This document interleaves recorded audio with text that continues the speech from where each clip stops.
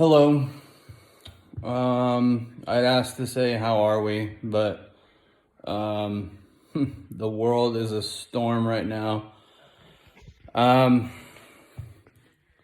gonna take a minute to try to just focus on one thing, just one thing.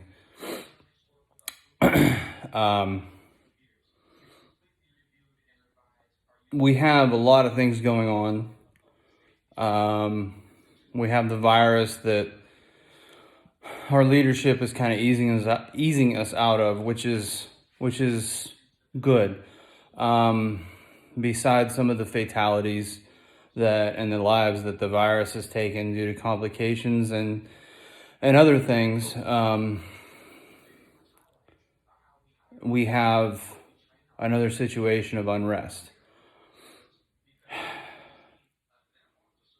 I personally have tried to take time to be thankful for what I have and what's been going on in my personal life. And before all this, before the pandemic, I was given a peace and a calm and messages from light that, I would be okay. My financial needs would be met, and everything has. Everything in my circle, and when I say my circle, has been very bountiful. It's made me question myself a couple times, question what I want and what the continuous growth is in working in the light. I sit in my house that I purchased during the pandemic. I have a new car out in my garage, something I never thought I'd have, the exact things that I wanted. But it still pushes me. There's still a calling. I could stick my head in the clouds. I could stick my head in the sand. But I'm going to keep ego out of this. And I I hope to try to walk through a process of something tangible, within our minds, within the material, as we work in the spiritual and as we try to find out what we can do. So we take these times, and those that are sensitive, those that are the empaths, those that are in tune with humanity and humanities, on a global spectrum. That was my focus for a very long time, was a global spectrum and seeing societies. That was part of my divine path. So I want to try to walk through what we're seeing. There is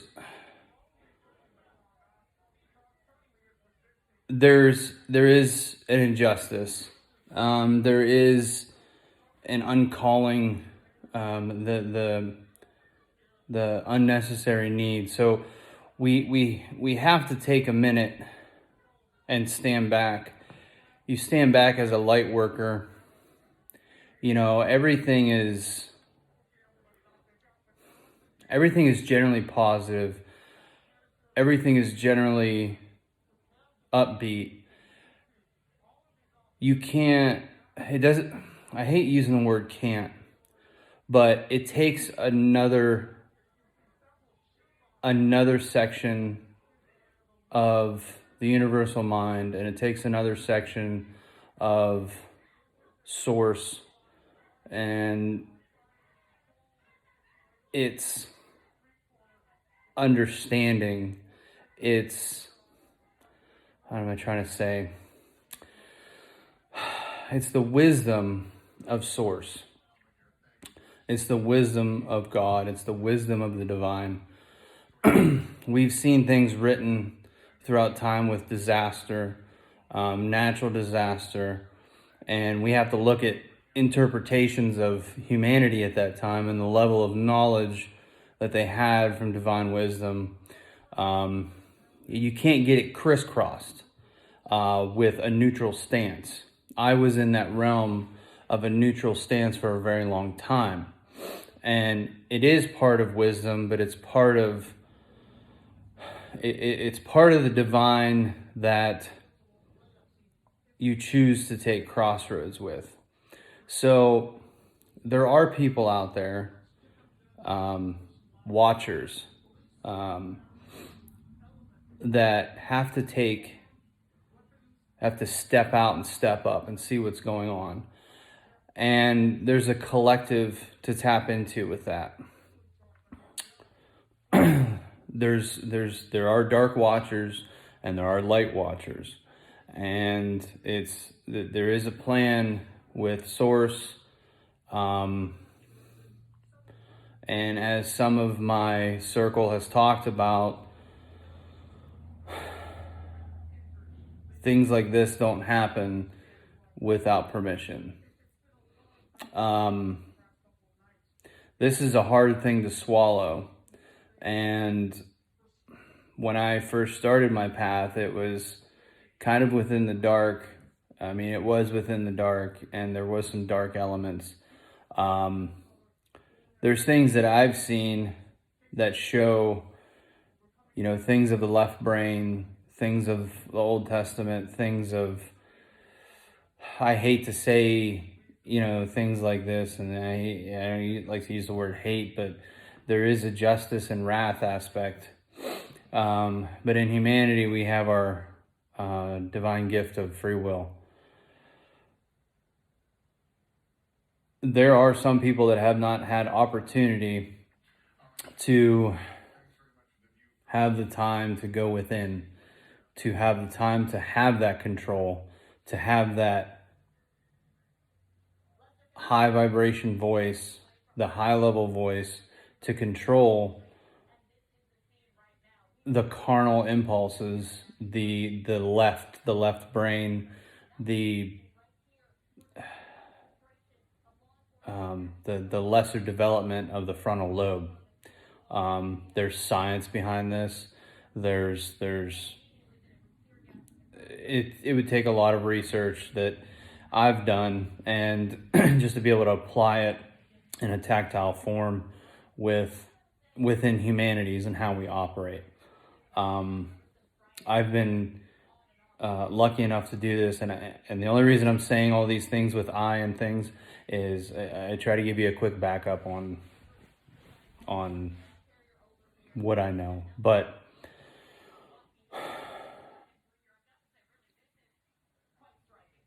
there's a level of communication that we have to get to. We can put out as much love as possible. There are situations, though, that blind justice and blind wisdom takes place. In this wisdom and these aspects of justice,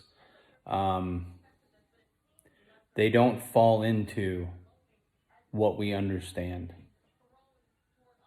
It's the hardest thing to comprehend. But at the same time, we have to make an effort to remain away from our will to do what we think is correct when we pour out these energies. So we have to look at the situations and the cores of these situations. Now, if we look at the actual video, which I haven't looked at, I have just, seen brief things and the facts of the matter, that a man was killed at the hands of enforcers of, our leadership, top tier down, a police officer, somebody that, supposed to keep order, and there were bystanders. We've heard in the history of great leaders saying, those that stand by and watch evil be done, are no better. So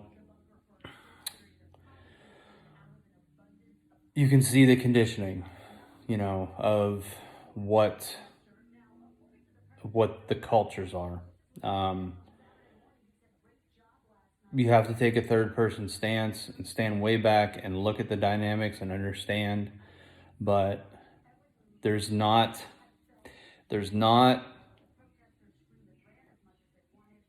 trying to tread with this lightly.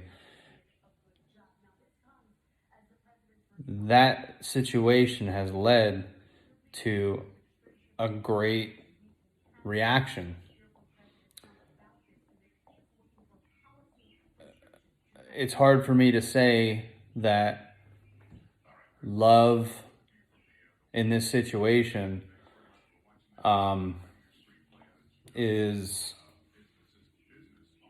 can be projected. This is a section of justice, and this is a section of chaos, and this is a section of choices. These are the crossroads that you have to take on where you're going to put your energy.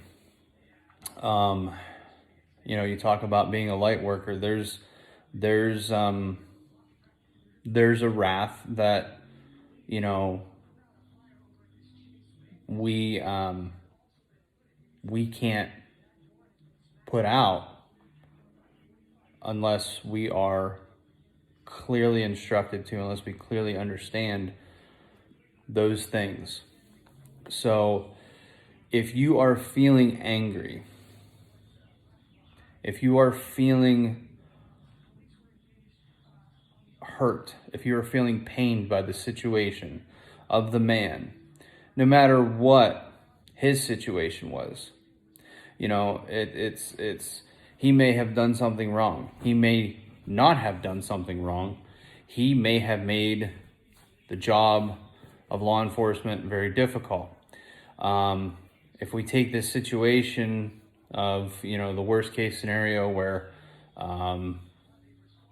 the officers have gone numb because of the fear they have on the job, and they're just trusting each other, and they're being passive, and they have problems too. You have to look at every dynamic. Now, taking another life, that's not unconditional love. That's not light. That's nothing. Taking a life by no means is acceptable. In terms of trying to give you this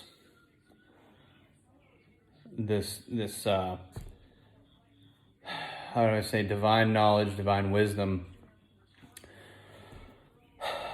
There's that situation that some people have heard. You take one life to save hundreds of thousands. Could you have had enough energy to change that situation without taking a life? We have those situations that happen that we don't see. And, that's a difficult choice, but anything is possible with love. So I contradict all the time to expand. In this situation, where you have to ask yourself, where do you stand? If you stand in bigotry and racism, and you have any ideals of a profiling, then you're not on the same page. Now, when society is using, the left brain, they're using their carnal impulses, their injustices, on top of what's going on with a high level of stress because of our economy.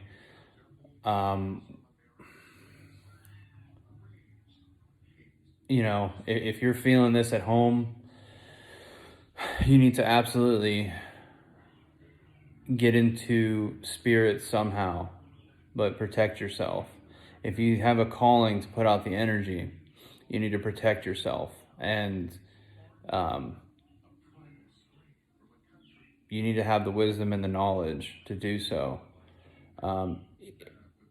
If you find yourself in any realm of thinking you understand or doubting your understanding of human dynamics and human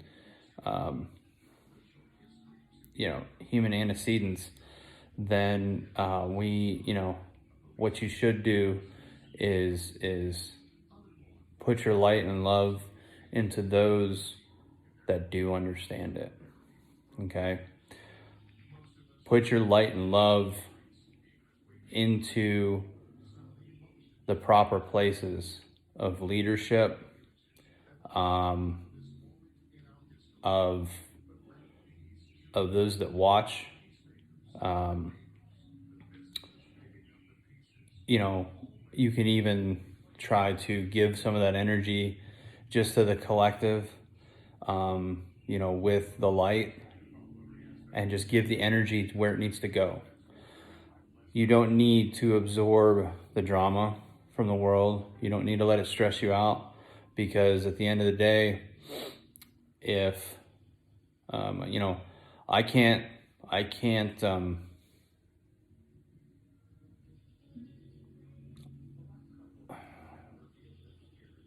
I'm trying to think of something I can't do in my life.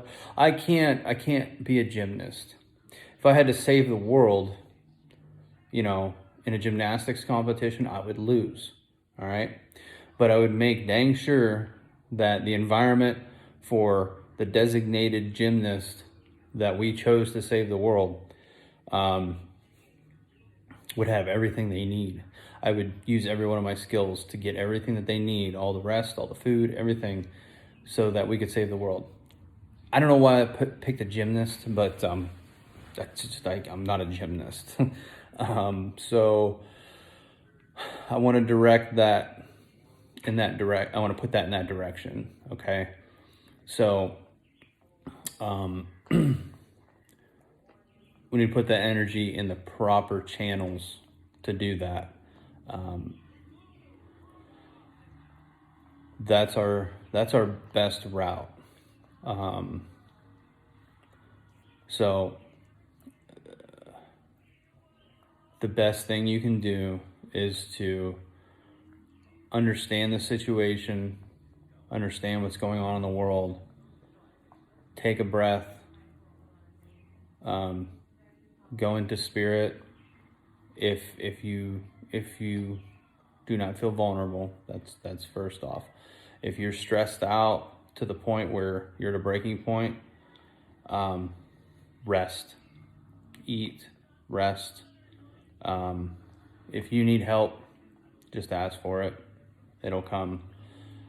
But you need to be very, very careful in your thoughts, and very careful with everything that you're putting out. There's a lot of people hurting. There's a lot of people that have held pain for a very long time. There's a lot of people that are at a breaking point. And what do we do when we're at a breaking point is we lash out. And this is another point again. And this is part of everything. This is part of the time that we are to start thinking and splitting and choosing a road. So, just keep it light and loving, and keep your faith. And if you feel like you need to do something, just put that energy into a channel that could help somebody. Okay. So I hope this kind of helps.